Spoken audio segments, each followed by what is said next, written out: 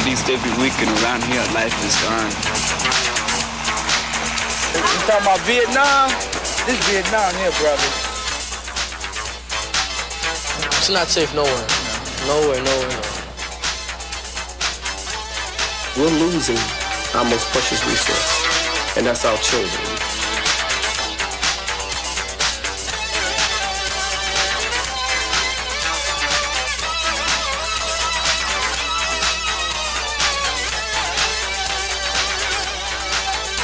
Could be describing the war-torn streets of Beirut, the jungle highlands of El Salvador's Civil War, or the bloody sidewalks of Soweto. But this battlefield is on the streets and back alleys of America's cities. Here in this netherworld of graffiti, secret handshakes, and customized sweaters, street gangs have cut up city neighborhoods into a checkerboard of well-marked territories. Finding yourself in the wrong neighborhood, wearing the wrong colors, could be a fatal faux pas.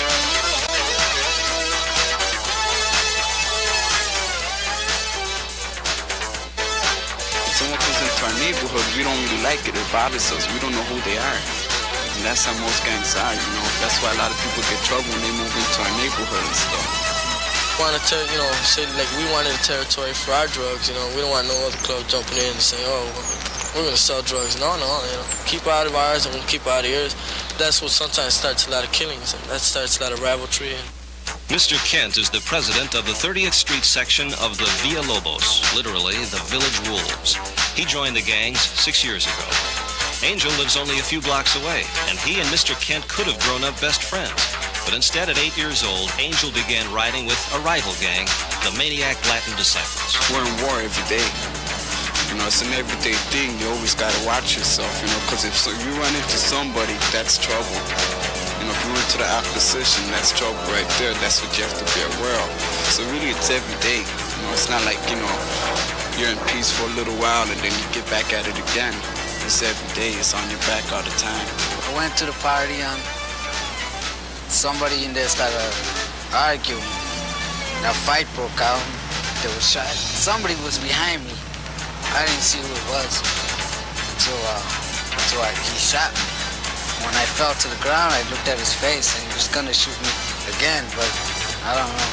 I guess the fear in his heart stopped him or something. You feel safe? Not really. No, I'm always, you watch your back, you know, you have to, you little kids. The Robert Taylor Homes, a huge Chicago housing project along the Dan Ryan Expressway, is home for thousands of people and a number of major gangs. The lines are carefully drawn, with many of the buildings literally controlled by the resident street gangs. One occupant who has lived here for 19 years raised 6 boys in the project. Her 7th was killed here. And I'm arrested here. And I'm afraid my son even goes to school.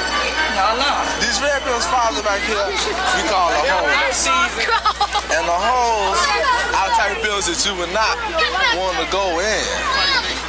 They have a reputation of being so bad, they don't care about anything. Crime is very intense in the CHA projects throughout the city.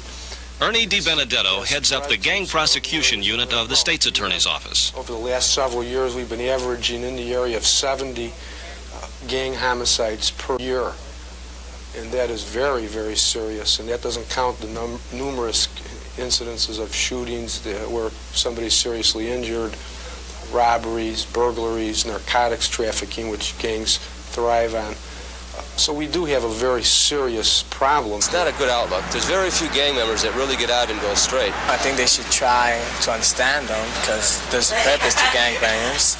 It's not all that bad. You have to take a whole new approach about gangs itself. A whole different approach has to be done, because understanding gangs is a complex and tedious process. Each gang is a unique organization with its own history, folklore, and leadership structure, and much of that information is intentionally shrouded in ambiguity and wild exaggeration. The reasons why young men and women join gangs are often found in the intersection of diverse psychological, social, and spiritual factors. The effects of these conditions are multiplied many times over in the crowded neighborhoods and parks of the inner city.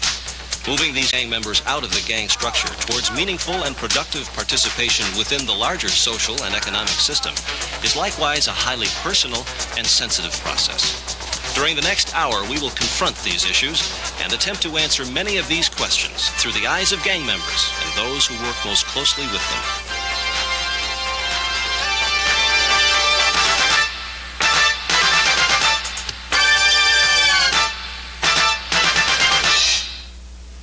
Street gangs are not a new phenomenon. Bands of street urchins terrorized the alleys of 19th century London and Amsterdam, engaging in petty thievery and property damage. As the cities sprang up in the New World, with their own poverty and disease-stricken ghettos, the problem of street gangs in America's urban centers began. In 1927, an early sociologist, Frederick M. Thrasher, authored a study entitled The Gangs, which detailed the organization of 1,313 gangs based in Chicago. These gangs were organized around ethnic origin. Most of them were made up of first-generation European immigrants who brought their feudal rivalries with them. Interestingly, the late Chicago mayor, Richard J. Daley, was a member of an Irish, Bridgeport-based gang called the Hamburgs. They fought bitterly with the Canaryville gang located just south of Bridgeport. But the world today is much different than it was when Thrasher studied the gangs in the 20s, and the bare knuckles of the Hamburgs have been replaced by knives and guns among gangs such as the Spanish Cobras and the Vice Lords. This is a development that Dr. Irving Spergel, professor of sociology at the University of Chicago, has been studying for a long time. The kid often has some difficulties in the family. And as time goes on, the gang doesn't get him anywhere. He gets more frustrated, and the level of violence increases. The gangs that were once maybe a neighborhood group that would settle a difference with a fist fight have now become rather sophisticated, involving younger people. There's a great deal of money and drug traffic involved, and of course there's the use of weapons. So it's a whole different story now. Well, corner from Rockwell Potomac, that's like a drive-in, you know, that's one of the main corners. You gotta get money somehow, and you do it the best way you can. Well, there's a little bit of everything, you know, extortion, prostitution, drugs. Street gangs in the 1980s have not only traded in their bats and chains for shotguns and Saturday night specials, many have also evolved into major outlets for narcotics trafficking. Any street gang that's organized to make money, and not all of them are, but most try in some way to raise some money for their funds. Any gang that tries consciously usually does so through narcotics. That's the #1 source of income for a street gang. Narcotics and gangs are hand in hand.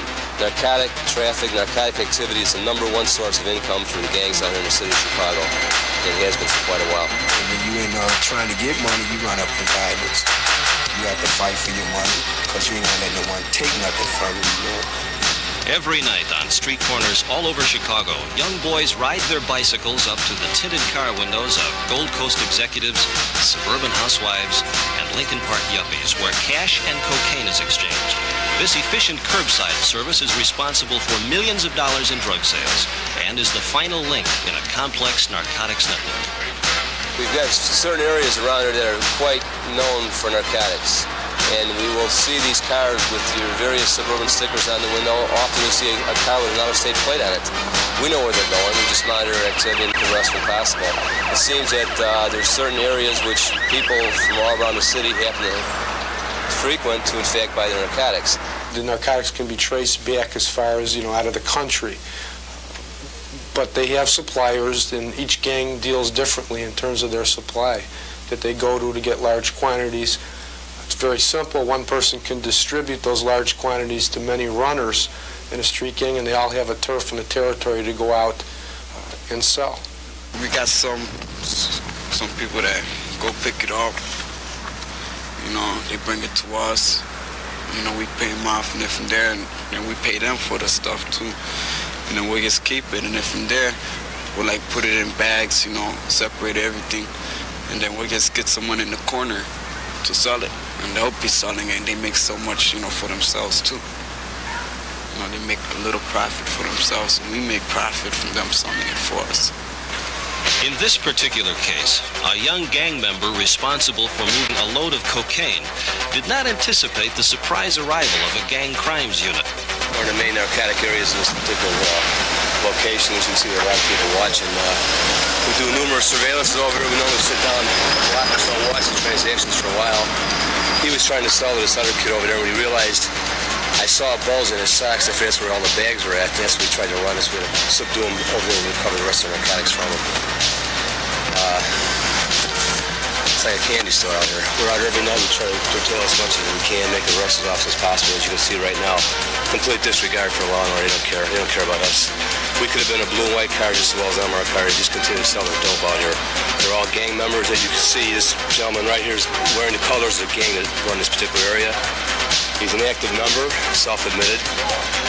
And as we mentioned earlier during the conversation, narcotics once again is their main source of income.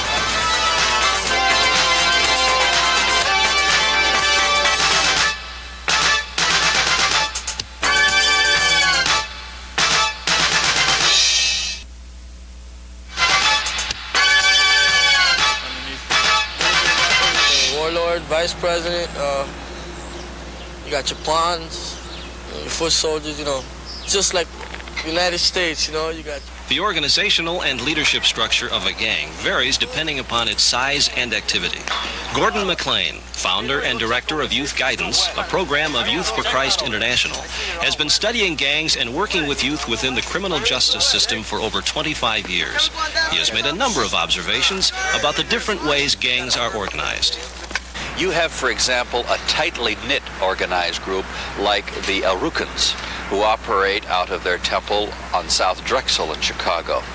They have been linked by the federal authorities and the Chicago police to extensive drug selling operations, and their commanding general is currently in a federal prison.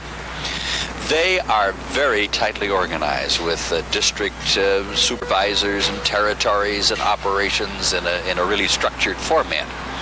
However, many of the other gangs are much more casual and loose without any identifiable leadership. In fact, for example, one of the larger gangs in the city are the Latin Kings, and they have all sorts of chapters because everybody wants to lead his own little group. On the other hand, the Vice Lords, another large gang, is divided into major branches. The Vice Lords currently have approximately 16 branches, representing all parts of the city.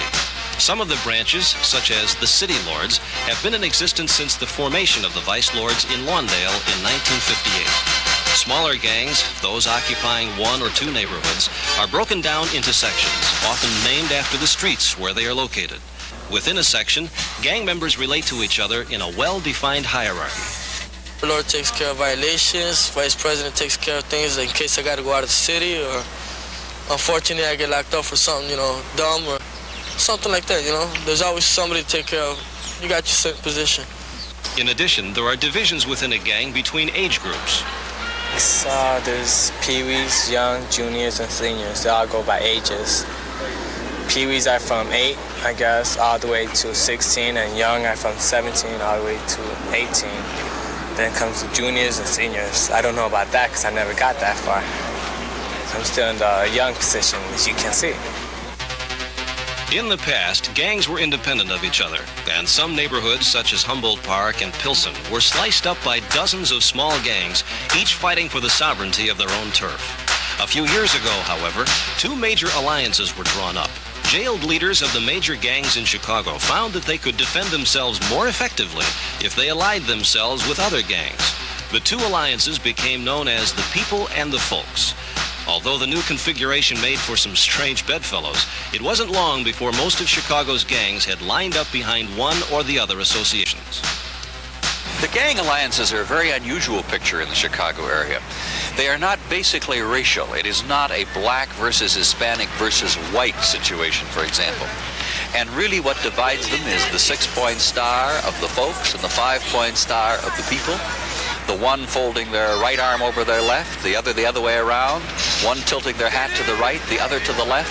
And it's really over something that simple that most of the jealousy and rivalry and territorial war goes on. We ride with the gangsters, the Cobras, with the wild Cobras, and the Spanish Cobras. And the opposition? Kings, Vice Lords, Counts, Bishops, anything that has to do with people. Hey, we can't stand disciples. We disciple killers right here. Why? I don't know. We don't like them. They're folks. We peoples right here. What did they do to you? I don't know. We don't get along together. Do you know why you don't get along together? Nah, because we're almighty. They're folks. Well, the gang problem right now in Chicago has been a serious problem and is from the standpoint of the violence that is within the gang structure presently as compared to what it was years ago. I think it's more dangerous. I think it's gotten worse. It hasn't improved, although there aren't that many basic differences from when I was a kid. The only difference I see is now that gangs are using guns much more, and they're committing much more violent crimes. I know they're responsible for more serious violence, and I think this is because they probably have better weaponry. The most alarming factor about street gangs in the 80s is their level of violence. Gang-related murders have grown steadily since the mid-70s, and in 1984 they topped out at 98 deaths. The victims have been rival gang members as well as innocent bystanders. 10-year-old Bobby Hughes was killed while playing on the sidewalk in a near-north neighborhood. A carload of gang members drove up and opened fire with automatic weapons and a shotgun into a crowd they thought was an opposing gang. Gang activity is sporadic and spontaneous. Where you have no gang problem today, tomorrow you do have one. Where there is one today, the following day you do not have one. But the traditional areas at the present time that have existed for a long time are the Humboldt Park area, the Pilsen area, the Cabrini Green Housing Project, the Robert Taylor, and the Henry Horner Homes Project are at the present time our primary concerns. These 5 areas, Humboldt Park, Pilsen, and the Cabrini Green, Robert Taylor, and Henry Horner housing projects, contain the highest concentration of gang activity and rate among the highest crime districts in the city. In Humboldt Park, gang turf is laid out like an ornate quilt. If you travel more than 2 or 3 blocks in any direction, you're liable to cross a gang boundary. Here, the Maniac Latin Disciples and the Spanish Cobras stare across North Avenue at the Latin Kings and the Gaylords, and their gang emblems defiantly shout their alliances from neighborhood buildings. Actually, Humboldt Park has been referred to as part of the most dangerous community in the entire country. And if you take a look at even from our facility here, you'll find at least 9 gangs with well-defined territory and turf within just several blocks of our facility here. Bill Dillon is Executive Director of Inner City Impact, a youth organization set up right in the middle of Humboldt Park. Last year, I've heard figures as many as 23 people being killed just in this community alone as far as gangs are concerned. The Humboldt Park area of the city of Chicago is always right up there in our statistics. It's right up there in the amount of serious shootings, the amount of gang activity that is, in fact, takes place every night. So therefore you have what we call paybacks coming back, where a rival gang has shot another gang member maybe a year ago, and they'll often come back to retaliate. Humboldt Park has been ravaged by violence, and nearly everyone has a story to tell about a family member or friend who has been caught at the wrong end of a gun. Yet the neighbors in this mostly Hispanic community are not alone. Gang violence has touched every neighborhood in Chicago. There are over 110 gangs in the city, with membership ranging from 10 to 10,000. Commander Ed Plinus of the Gang Crimes Unit of the Chicago Police Department has divided these gangs into 3 major types: the traditional youth-oriented gang, the group of sophisticated criminals who band together under the facade of a gang, and thirdly, a combination of the two, and in my opinion, the most serious type of gang that we have. That's where an experienced criminal joins a youth-orientated gang and leads them into areas of criminal activity they probably would not engage in if left to themselves. You have many young kids who may wear the same kind of clothes, they use some kind of signs, they meet, they hang together, but they may not be constantly involved in criminal activity. So I wouldn't call those types of youngsters a street gang. But if you have that last element where crimes are the end of the group, I think that you have a street gang.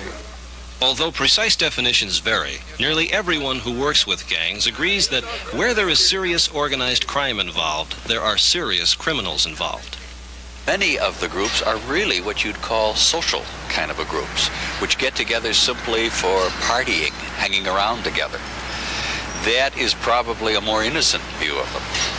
On the other extreme are the really tightly organized gangs that deal in drugs and are often manipulated by older people from prisons to do that job for them, and also in burglaries and extortion and robberies. When you see a wide operation of kids in crime on the streets, know that there are adults behind them who are manipulating from them and profiting from them, either in the selling of drugs or in the fencing of stolen goods. There's an adult there.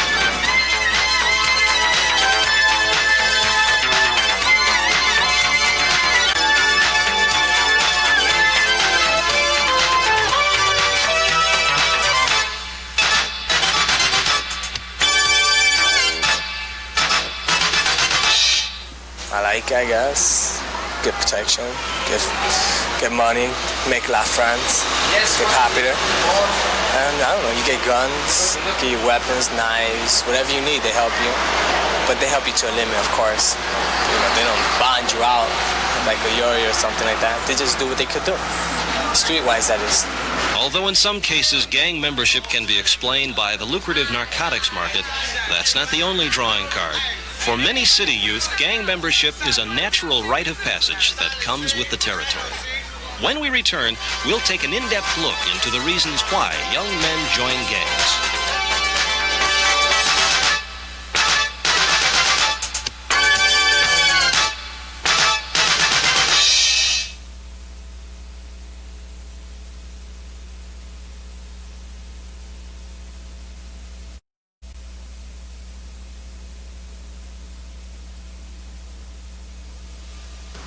Well, it was somewhat like a tradition for my family. My uncles and all of them are in it.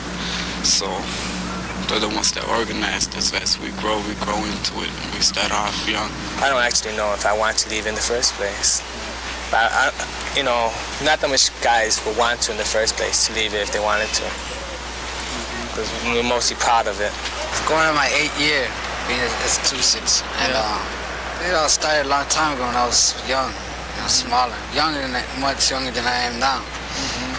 Over some, I used to live in the wrong neighborhood, and they always try to recruit me to become a Land King. I didn't want to become no Land King. You know, I didn't know I was gonna be part of a gang, but after they started harassing me and threatening me, I just switched to the other side. My father worked days, my mother worked nights, and sometimes I felt alone. And my friends were, the only thing I could look, towards, I felt alone. A lot of kids feel alone sometimes. That's why they join sometimes. There's a lot of talk about young people joining gangs from the point of view of pressure to get in. People seem to think, kids are pressured. I'm sure that happens, but far more kids want to join. Now that I realize is hard to accept, but they do because they feel frustrated, unhappy, and bored at home, and the excitement and action is out on the street. And so it's often to the streets they turn for their friendships and their peer acceptance, and in many cases that means gangs. Pinpointing reasons why a young man makes a serious commitment to a gang is one of the most frustrating aspects of gang intervention. What else can a young person do if they're unemployed, unmarketable, lack even a 6th grade education, and they're on the street corner? Roberto Rivera is the director of the Chicago Intervention Network, the first comprehensive city-funded program to specifically address gangs and youth crime. Although he has a wide range of services to offer, his years of experience have taught him that the first step is always identifying and understanding the reality of life for urban youth. Many young people face gangs and have to join gangs simply because if they don't join one group as opposed to another, they'll be victimized by both.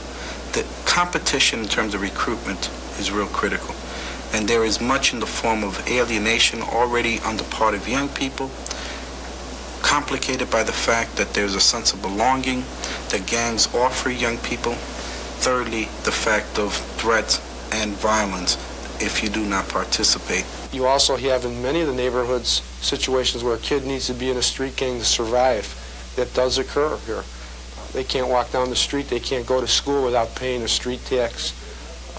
They may not be able to go out in their yard without being harassed by gangs. So intimidation, I think, can be a big factor also. There would be pressure for any kid to join because the opposition's coming over they're always asked who they be about. That's how they say who you be about. And you be about the opposition, you're in trouble. You be about yourself. Sometimes you're in trouble, sometimes they don't care. They leave you alone. Then on the other hand, the opposition's coming over, or they're beating you up as you walk through their neighborhood, and you start to say, I guess I better do something about this. There's not many choices, and I join the boys in my neighborhood, and they'll protect me. Of course, the level of intimidation varies with the gang and the neighborhood. But in areas labeled high risk, such as Cabrini Green, it's difficult to avoid gang recruitment. It's really cool while you're young, no problems, none of the guys over here bother you, but you make about, I would say, 12 or 13 years old is when all the problems start, the trouble with the gangs over here, because you grow up with guys. And then on this side, when you grow up with these guys, they join one gang, then the other guys that they join another gang. Whatever neighborhood you live in, it's like you either join that gang or you join other gang or be peon. Besides direct intimidation and recruitment, gangs grow by appealing to young people's unfulfilled felt needs. Gangs often portray themselves as surrogate parents, offering the kind of love and support that many youth don't get at home. What it is, a lot of people don't take time out. That's why they grow up like they do, mainly be the parents too, They take time out, but they don't take the time out with their kids they supposed to. I wish their parents would be more closer to them, so they won't feel alone, so they don't have to look for another source of comforting. And thank God that my parents, now they realize where they went wrong with me, and they're trying to do something better with my younger sister, my younger brothers. That's what I thank God for. They learned, by one mistake. The grim statistics tell the story, though they don't explain it. Minority youth are twice as likely as white youth to be born into a single-parent family or to be suspended from school. 3 times as likely to be poor. 4 times as likely to be murdered as a teenager or to be sent to jail between the ages of 15 and 19. The Children's Defense Fund, which compiled these depressing figures, concludes that this situation essentially guarantees the poverty of black children for the foreseeable future. The gangs have to be related to poverty. I've known brothers, for example, their father, uncle, or relative, or some man in the community got them a good job, and they were able to make, $8, $9, $6, $7, $8, $10, $12 an hour, and bring home $200 a week. Hey, brother, he still relates to the gang, lay a little money out to the guys who are not in, encourage him, but he got to get up and go to work, and he doesn't want to lose that job. He's able to get himself a car, or pay for the apartment, or get married, and have something. So in that sense, yes, money and poverty are have a direct relationship to gang development. No doubt about it. Gangs are a form of economic survival. There is an underground economy associated with most gangs, particularly as they become more organized. Young people buy into that underground economy for obviously economic reasons, but also because of a sense of belonging. They don't have too many other options today. They did when I was growing up, I think, but now I think they've taken a lot of those options away. The Reagan economics and things like that have taken all the social programs away from the gangs that, centers used to have. That's not there anymore. Intimidation, unemployment, family pressures, the absence of healthy role models, and boredom are only a few of the factors that contribute to making gang membership an attractive option for urban youth. Many of these pressures are beyond the control of the individual teenager. Ironically, one of the operative words that must be used to explain the motivation of these youth is powerlessness. They are members of society who feel themselves increasingly marginalized by the larger culture and who subsequently turn to desperate means to affirm their identity. Next, we will look into that alternative subculture and into the lives of some of its survivors.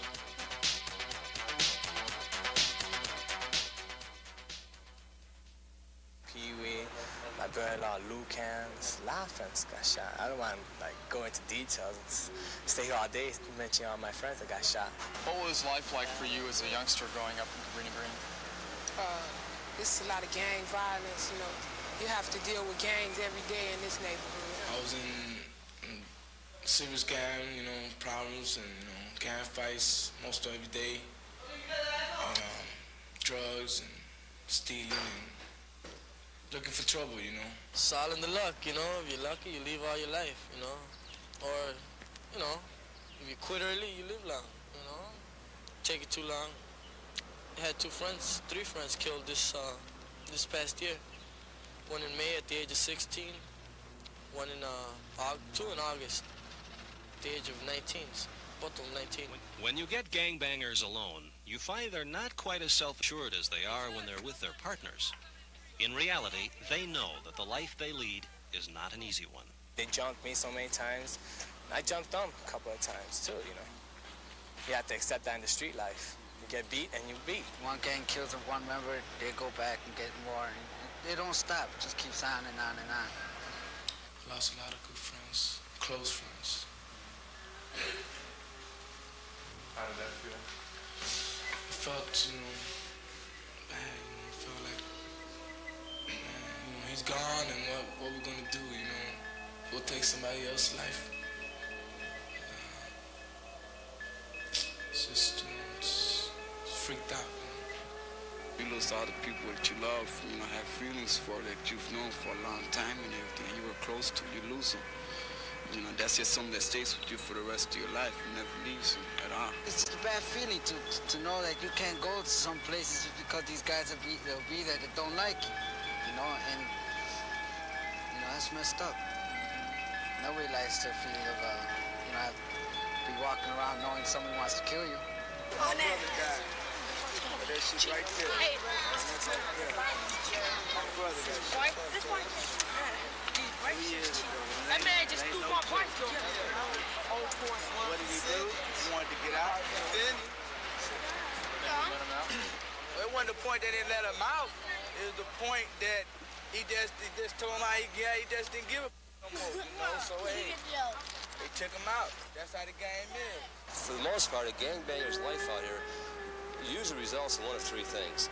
He's either going to get himself killed, he's going to wind up in a penitentiary, or he's going to wind up probably paralyzed someplace. It's not a good outlook. Yet deciding to just leave the gang is not always an option either. Many gangs consider this a violation and require you to go through what is called a line. Just can't say, well, I quit and that's it. You have to go through about 10 of the roughest or a 5-minute violation. Just where the whole club goes to you and, you know, take what you can get, you know. Trying to find a way out, but it's so hard when there's people still looking for you. People out there trying to kill you, and there ain't nothing, nothing, you know, I could do about it. I could stay away so I could stay out of their sight, but that doesn't mean I gotta hide forever. I don't like that, you know. But it does bother me when I have to go someplace and I have to watch my back all the time. You know, it's a scary feeling inside, but you gotta live with it.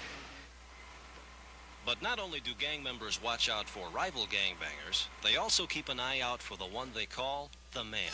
They do realize that we have the biggest gang in Chicago. The Chicago Police Department is the biggest gang, and they don't want to have a problem with us. Dan Noon, an 18-year veteran with the Chicago Police Department, is a detective with Gang Crimes North. The Gang Crimes Unit was organized in 1980 to specialize in identifying gangs and monitoring their criminal activity. Each of their 3 offices has a detailed file on known gang members, their street names, arrest record, and sometimes a photo. Nevertheless, gang members don't appreciate all the special attention. Police? Oh, I hate them. I hate them totally. It's not one thing I like about police. They mess with everybody. And that's what aggravates everybody. And everybody just wants to just go off on them. Because around here it gets kind of jumpy and everything. Even the cops and everything are kind of scared sometimes, you know, because they don't know what can happen to them. Because they know what they've done to us. You know, they know. Just walking down the street, they don't care who you're with, you know. They want you, they're going to get you. You know, they stop you, harass you. They're just as bad as we are, you know. Hey, we used to hang in front of my house. You know, play softball in the street sometimes, play catch and, you know, talk or something, whatever, you know. Cops would say, go to the park. The nearest park is the nearest rival club. You know, we can't go there, so the next best thing is being at home, you know, in front of your house, and that's when they pick up for disorderly or whatever they can get, you know, any little thing they can get is for, you know, bad looks, you know, mouthing off at an officer, you know, anything. You know, that aggravates the street more, you know. Oh man, they're bothering us, you know. If they're gonna bother us, let's do something, you know, so they have a reason. Police makes the neighborhoods happy because there's so much violence out there. I think you'll find that when one of their guys is shot and we catch the guy that did it and he winds up getting 30 or 50 years in a penitentiary, not too bad then. Now, when they, in fact, in retaliation, do a roll on their rival gang, and we have to lock one of those guys up, and they want to get into time, it's obvious they don't like the fact. But I think you'll find with the hardcore gang members out there, they know us. They know the guys here from gangs. So if we've known them for years in that area, and we're fair with them. They know if we catch them dirty, they're going down. They realize if they're out there shooting people, we're going to do our best to put them behind the bars where they belong. So it's not really a question of them not liking us. They're not supposed to like us. Our job is not here to be, we're not officer friendlies as such. It's a combination of being a social worker, combination of being an arresting officer, combination of being an investigator. You have to do all three. But for the most part, you have to just gain their respect and keep it. Crackdowns are limited in their overall effectiveness because of a couple of things. Number one, not all of the police activities are what they should be. We see, unfortunately, some elements in the police department that are corrupt and abusive, and that certainly doesn't enhance the respect that the kids have for the law when the people who are supposed to enforce it abuse it. The situation on the streets certainly is not friendly. The goal of the Gang Crimes Unit and the State's Attorney's Office is to clear the streets of violent criminals. The ethics of how that is done is sometimes up for grabs. Do you feel like you're involved in a battle or a war with gangs? Well, yes, because of the fact that we're out here to prevent their criminal activity, prevent more innocent people from getting shot out here, which has been the case quite a bit recently. And just basically have a rapport with them. I mean, it can't be like we're friends. They've got to respect us, but at the same time, we have to respect them somewhat. Working hand in hand with the Gang Crimes Unit is the Gang Prosecution Unit of the State's Attorney's Office. These special prosecutors pursue their job aggressively through innovative methods such as the Witness Protection Program, which shelters and relocates witnesses who feel their testimony will endanger their lives. As a result, conviction rates have risen dramatically from 55% to last year's 92%. The office of the unit proudly sports the scalps of hundreds of convictions.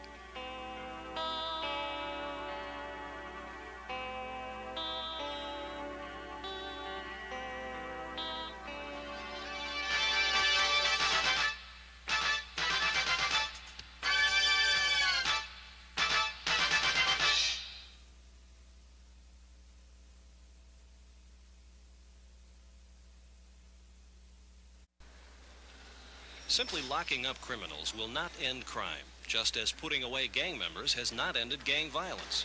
Merely making that observation to Gordon McLean, director of the Youth Guidance Program, elicits an angry response. To simply lock up and warehouse young people in institutions and run them through adult court is not saying this is an answer. It's saying we don't have an answer, so that's the only thing we know left to do. It's too bad that we seem to have too little effort or money to do things that might help redirect kids in positive ways, but we seem to have plenty of money to build more jail cells. There's no rehabilitation in the state penitentiary for the most part. When you're doing hard time, all they do is warehouse you. They store you in there and leave you in there and control you. You know, the belief is you're an animal that has to be controlled. There's no hope for that young man, you know. Now, he's going to do 10, 15 years. He's going to come out at the age of 35, 38 years old, and there's going to be nothing but rage in him. And I always tell people, remember something. That young man is going to come out someday. And you know what's going to happen? Some other victim is going to pay for what society has done to him. I don't know what what they claim is the alternative. If the alternative is to let them out after 1 or 2 years with a lot of rage, I think I'd rather have the 10 or 15. At 13 years old and the young person is charged for murder, whose fault is that? Is it strictly his fault and we just punish him at 13 years old? We've decided that he's been able to make that moral decision and that nobody else is to blame, that his family isn't, society isn't, school isn't, the neighborhood isn't at fault at all. And so we let all 4 of those go free and we lock this kid up for a longer period of time at 13 years old? It doesn't make sense to me. The penitentiaries and the prisons are the greatest breeding houses of crime ever invented. I mean, they learn. A kid that might be on the fringe before he came into the system certainly will become a full-fledged gang member probably when he's released from the system, if the system deals with him the way they've been dealing with him up until now. I can't say I have a lot of sympathy for those who would say, well, if somebody kills at the age of 16, we shouldn't lock them up. We should work to rehabilitate them, because that's just never proven to be effective. And I know it's not a popular philosophy right now to feel sorry for these young people, because some of them commit very, very heinous crimes. And there are some that seem incorrigible or lost. But I don't even give up on those. I do believe there is salvation for all human beings. And I do believe that all gang members, no matter what they've done, can find salvation if they look for it. But gang members cannot appropriate salvation in any sense of the word unless they are taught how.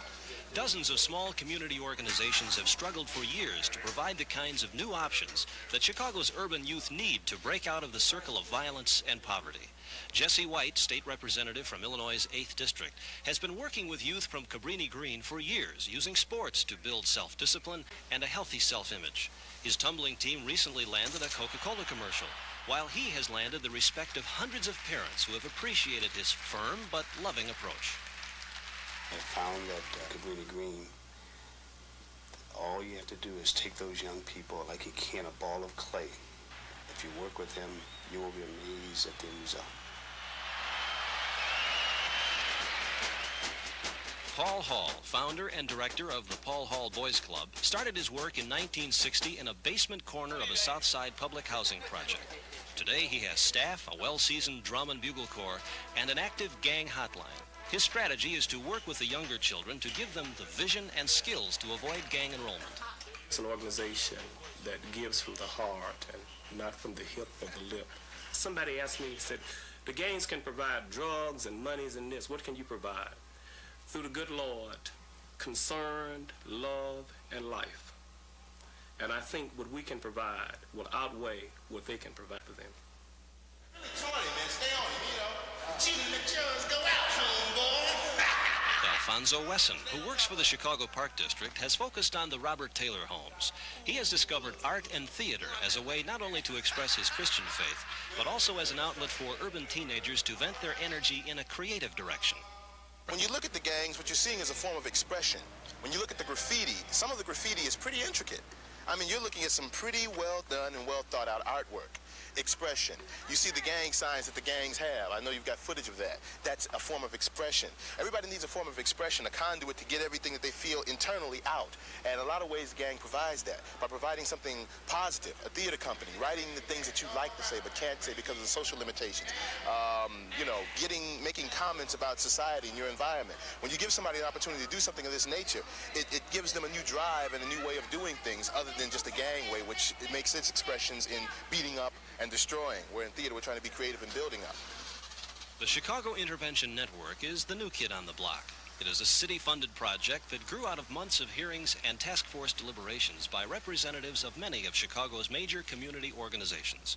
Led by Roberto Rivera, CIN serves as an umbrella organization, linking the professional social service agencies of the city with the broad experience and grassroots connections of the community organizations.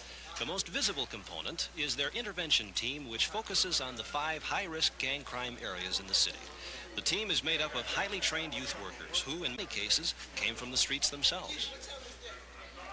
The idea is not to rush in like we're police, because we're not the police, but to kind of survey areas where groups of kids may congregate. Anytime you got a group of kids, you have a potential for gang involvement or some type of youth crime. I think that my contribution and the contribution of most staff in dealing with this type of area is to begin to offer a degree of inspiration, to begin to deal with attitudinal change. And I submit that if the attitude began to change to a more positive, responsible, humane consideration of each other and seeing each other as extensions of each other, we can control, and I'm saying control, the negative activities that we have. When we return, we'll take a look at some gang members who are beginning to make some changes and the profound effect that it's having in their neighborhoods.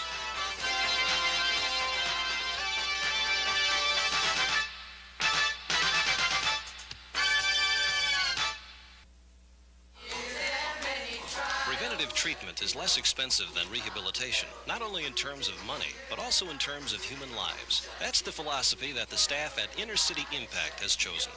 Located on North Avenue in Humboldt Park, ICI offers to the community a brand new drop-in center, a gym, and spiritual direction that will carry many of the neighborhood's youth through their turbulent adolescent years. As a Christian ministry, Inner City Impact provides a healthy environment for these young people to develop mature values and lasting friendships. ICI shows this love by opening its doors and letting us have an experience with love. Our approach has been more on a preventive end. we start working with kids as early as age 5. And the programs go all the way through young adult age. And I've had kids that have come back to me and say, you know, I've never, ever experienced love before. While numerous agencies, community organizations, and ministries carry out the invaluable task of preventing youngsters from ever joining gangs, very few focus on reaching the experienced veteran gang member. One organization that is a distinct pioneer in this work is the Youth Guidance Program of Youth for Christ International. The staff make their headquarters in a small office on Halsted Street, but if you want to find them, you'll have better luck looking for them in the neighborhoods. Dave Parker, who has 8 years of experience in Humboldt Park, needs all the time he can get. He's found that the process of changing the direction of a gang member's life requires time and patience. I see changes. It's just hard sometimes to identify those for people. When you begin to see a kid just look at the subculture they're a part of, we come back to the office and kind of shout for joy. Well, I'll back up as far as say the initial hope comes from the gospel. Tom Locke works through the referral program of the juvenile court, where he meets young offenders and then follows them back out onto the street. He has found that his distinct Christian priorities can stand the pressures of reality better than any other ideas. I'm convinced that it doesn't take another year of probation, it doesn't take 3 more caseworkers or another $1,000 or $1 million. That's not going to solve it, and ultimately we back up, it becomes a spiritual problem.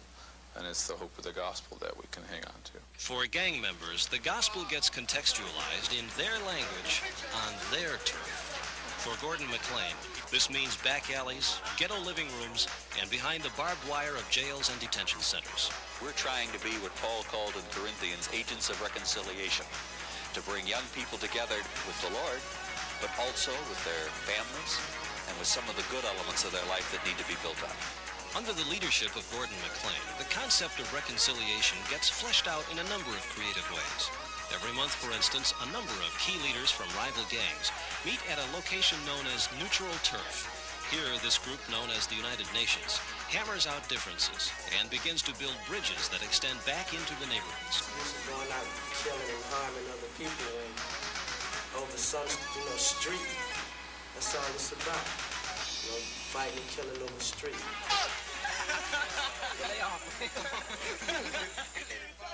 In addition, Chicago Youth for Christ has a campground in a rural part of Illinois where savvy, streetwise gang members try their skills in a new environment. Here, members from different gangs learn that the only way over the 14-foot wall is with each other's help.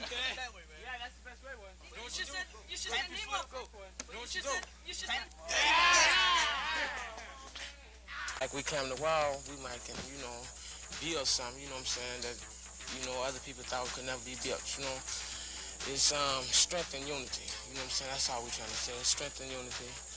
And we're willing to give it a try. So there's hope. Hope of making the kinds of fundamental spiritual changes in a man or woman's life that will bring about reconciliation, but also a challenge to effect the necessary social changes to root out institutional injustice and poverty, factors that turn normal rebellious adolescents into criminals. And finally, there is a need for a new realization that these youth are our sons and daughters, to understand, to discipline, and to help form into the fullness of their individuality that God created them to be.